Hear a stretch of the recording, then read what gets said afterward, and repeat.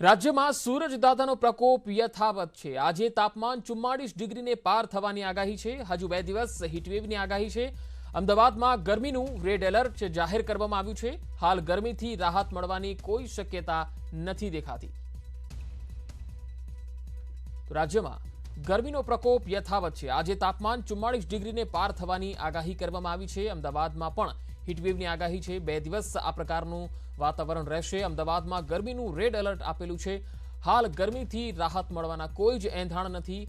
અમદાવાદના જાહેર માર્ગો પર લોકોની અવરજવર ખૂબ જ ઓછી થઈ ગઈ છે, કારણ કે 12 થી લઈને 4:30 વાગ્યા સુધીના સમયગાળા દરમિયાન આકરો તાપ લાગી રહ્યો છે અને તેના કારણે વાહન ચાલકોની પણ અવરજવર ઓછી જોવા મળી રહી છે। જો કે વહીવટી તંત્ર પણ લગાતાર કહી રહ્યું છે, સૂચના આપી રહ્યું છે કે હીટવેવની આગાહી હોવાના કારણે બિનજરૂરી બહાર ન નીકળવું જોઈએ।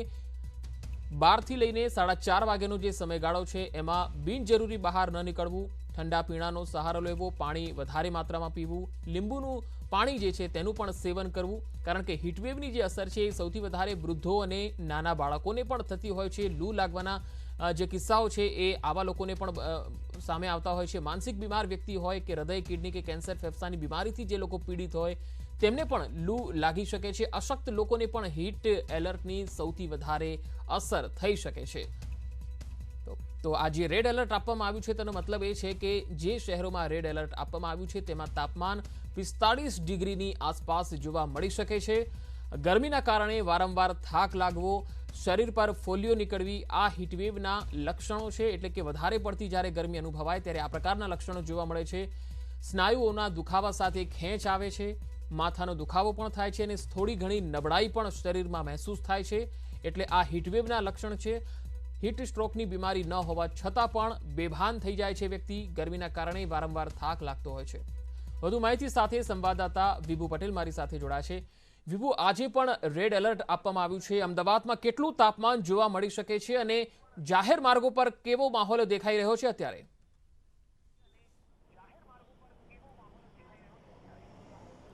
પંકજ, હવામાન વિભાગ દ્વારા આગાહી કરવામાં આવી છે કે ગુજરાતમાં જે રીતે કાળઝાળ ગરમી પડી રહી છે અને ગરમીની પરિસ્થિતિ આગામી 24 કલાક છે તે યથાવત રહેશે, કારણ કે 24 કલાક હીટવેવની સ્થિતિ છે તે યથાવત રહેવાની છે અને ત્યારબાદ એક વેસ્ટર્ન ડિસ્ટર્બન્સ આવશે, જેના કારણે આંશિક તાપમાન છે તે ઘટાડો થાય તેવું અનુમાન છે। ત્યારે આપણે રોડ રસ્તાઓની વાત કરીશ કે અત્યારે અમદાવાદ શહેરના જે રીતે કાળઝાળ ગરમી પડી રહી છે અને તેના કારણે રસ્તાઓ સુમસામ ભાસી રહ્યા છે, ત્યારે અત્યારે અમે સિવિલ હોસ્પિટલમાં છીએ અને સિવિલ હોસ્પિટલમાં જે લોકોની અવરજવર થતી હોય છે તેને રોડ પર પણ પાણી મળી શકે તે માટે ઈ રિક્ષાઓ છે તે ફરી રહી છે। આખી વ્યવસ્થા છે તે કરવામાં આવી છે કે લોકો પાણી પીવા માટે પણ અહીં સીધો રિક્ષામાંથી ઉપયોગ કરી શકે।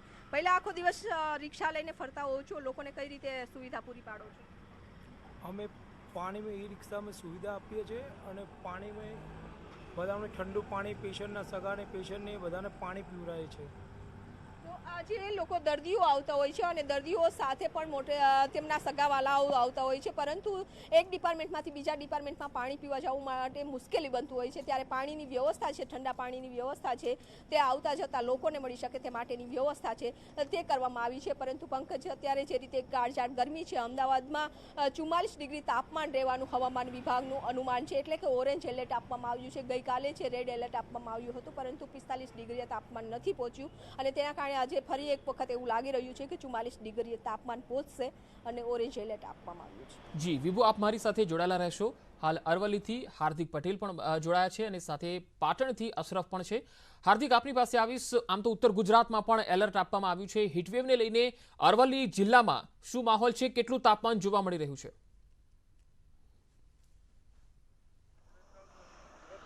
પંકજ, ચોક્કસથી જે પ્રકારે અરવલ્લીની ગિરિમાળાઓ હાલ તપી રહી છે, જે પ્રકારે ગરમી પડી રહી છે, તેના કારણે સામાન્ય તાપમાન પણ 40 ડિગ્રીને પાર છે। લગભગ 43 ડિગ્રી સુધી હાલ તાપમાન જઈ રહ્યું છે અને આગામી એક અઠવાડિયામાં પારો 45 ડિગ્રીને પાર જાય તેવું દેખાઈ રહ્યું છે। દ્રશ્યો બતાવીશ કે લોકો ગરમીથી બચવા માટેના પ્રયાસ સાથે શીડીનો રસ પીવા માટે પણ આવી રહ્યા છે। મારી સાથે લોકો છે। ગરમી બહુ પડી રહી છે, કેવા ગરમીથી બચવા શું કરો છો આપ? અત્યારે હાલમાં ગરમીથી બચવા માટે પાણીનો, શેરડીનો બહુ ઉપયોગ કરીએ છીએ। શેરડીના રસનો અત્યારે હાલમાં બહુ ઉપયોગ કરી રહ્યા છીએ અમે। જેમ બને ઠંડા પીણાનો વધારે ઉપયોગ ચાલુ। દિવસ દરમિયાન કેવી મુશ્કેલી પડે છે? મુશ્કેલી તો બહુ અતિ પડે છે, એટલે કે ગરમીમાં બહાર નીકળો બીમાર પડવાનો ભય સૌથી વધારે રહે છે। કે કઈ રીતે આ ગરમીમાં ટકી રહ્યું ગરમી સામે. આપ શું કહેશો? ગરમી બહુ જ પડી રહી છે, હાલ 43 ડિગ્રી પાર છે, કેવી તકલીફ? ગરમીમાં બહુ જ તકલીફ પડે છે અત્યારે. આ બહાર નીકળવું હોય તો બહુ તકલીફ છે. એમાં બાઇક લઈને નીકળવામાં બહુ જ તકલીફ છે, પણ છતાં બી કામ હોય એટલે આવવું પડે છે અને તકલીફ તો બહુ જ રહેશે ગરમીમાં. જે પ્રકારે પંકજ માહોલ બની રહ્યો છે ગરમીનો, તેના કારણે મુશ્કેલીનો સામનો લોકો કરી રહ્યા છે અને જે પ્રકારે ગરમી પડી રહી છે, કામ વગર લોકો બહાર નીકળતા ટાળી રહ્યા છે. સીધો જે શામળાજી હાઈવે છે, જોઈ શકો છો કે સુમસામ ભાસી રહ્યો છે.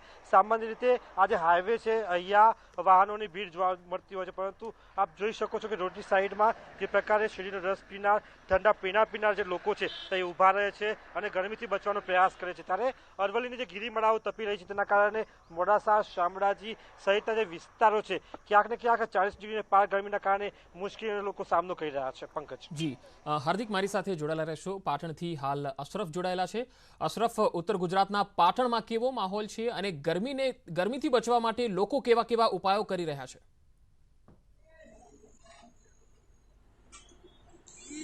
ચોક્કસથી જણાવ્યું કે હાલ જે રીતે હવામાન વિભાગે આગાહી કરી છે કે પાટણની જે વાત કરીએ તો જે દ્રશ્યો બતાવે તો પાટણનો મુખ્ય માર્ગ છે. પાટણ શહેરમાં અત્યારની સ્થિતિ 40થી 39 ડિગ્રી તાપમાન થાય છે. તેના કારણે લોકો ગરમીમાં સુકાઈ રહ્યા છે. લોકો ગરમીથી બચવા માટે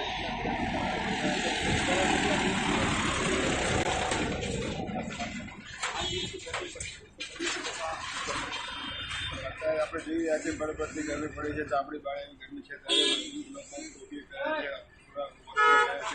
કેટલાક લોકો ઠંડા પીવા જેમ કે શેરડીનો આઈસ્ક્રીમ છે, એવા ઠંડા પીવા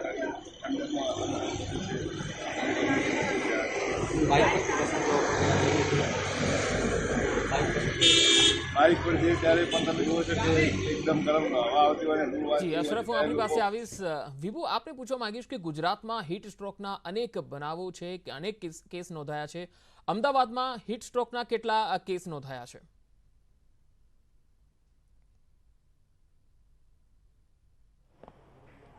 પંકજ, જે રીતે ગરમી પડી રહી છે અને ખાસ કરીને લોકો પણ વધારે બીમાર પડી રહ્યા છે, ત્યારે ગઈકાલે અમે જ્યારે 108ની મુલાકાત લીધી છે ત્યારે સમગ્ર ગુજરાતમાં 41 જેટલા કેસ છે તે હીટ સ્ટ્રોકના નોંધાયા હતા. આપણી સાથે સિવિલ હોસ્પિટલના additional superintendent doctor Rajnish Patel.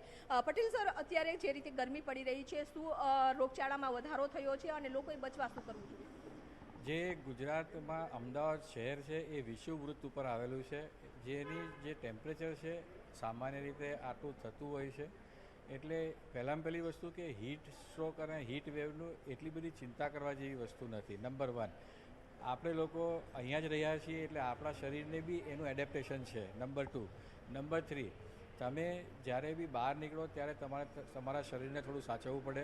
જેમ કે તમે ટોપી પહેરો, તડકામાં જવાનું થાય તો ટોપી પહેરો. અમ્પાયર જે પહેરતા હોય ને એવી રીતેની ટોપી, બીજી કોઈ નહીં. ડિઝાઇનવાળી ટોપી નથી પહેરવાની. અમ્પાયર જે પહેરે છે એવી ટોપી પહેરો રાઉન્ડ, તો તમારું શરીરને પ્રોટેક્શન મળશે. નંબર 1.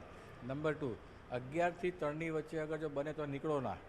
જો નીકળવું પડે તો સફેદ વસ્ત્રો પહેરીને નીકળો અથવા હલકા કલરના સુતરાઉ કપડાં પહેરો. હીટથી તમને બચાવવા માટે એ બહુ હેલ્પફુલ થશે. જ્યારે બી ઘરની બહાર નીકળો ત્યારે 2 ગ્લાસ પાણી પીને નીકળો અને ઘરની અંદર આવો એના અડધા કલાક પછી ફરીથી એ 2 ગ્લાસ પાણી પીઓ. તમારી શક્યતા હીટ સ્ટ્રોક લાગવાની નહીવત થઈ જશે. તો અત્યારે સિવિલ હોસ્પિટલમાં શું કેસની સ્થિતિ છે? અત્યારે અમારી પાસે તૈયારી સંપૂર્ણ રીતે રાખી છે હીટ સ્ટ્રોકના પેશન્ટો માટે, પણ અત્યારે એ વોર્ડમાં બી એક બી પેશન્ટ દાખલ નથી કરવા પડ્યા, કે એવા સિરિયસ કોઈ પેશન્ટ આવ્યા નથી કે જેને દાખલ કરવા પડે. નંબર 1. નંબર 2, જે દર્દીઓ અહીંયા આવે છે એ લોકો માટે અમે ફરતી પાણીની પરબ રાખી છે, જેથી કરીને એડિક્વેટ હાઇડ્રેશન પેશન્ટના સગાને પેશન્ટને બી મળી શકે, રોડ ઉપર ફરતા હોય તો બી. તો જે રીતે કહી શકાય કે હજુ સુધી સિવિલ હોસ્પિટલમાં કોઈ હીટ સ્ટ્રોકનો કેસ છે તે નોંધાયો નથી, પરંતુ તકેદારી રાખવી ખૂબ જ જરૂરી છે. બહાર નીકળતા હોય છે ત્યારે પાણી પીવાનું રાખો અને સુતરાઉ કપડાં પહેરીને બહાર નીકળો. શક્ય બને તો છે બપોરના 12 થી 4 વાગ્યા સુધી નીકળવાનું ટાળો. જી વિભુ, આભાર સમગ્ર માહિતી આપવા માટે. તો રાજ્યમાં જે રીતે ગરમી પ્રકોપ બતાવી રહી છે, લોકો આ ગરમીથી ત્રાહિમામ પોકારી ગયા છે. હીટવેવની આગાહી હવામાન વિભાગ દ્વારા કરવામાં આવી છે.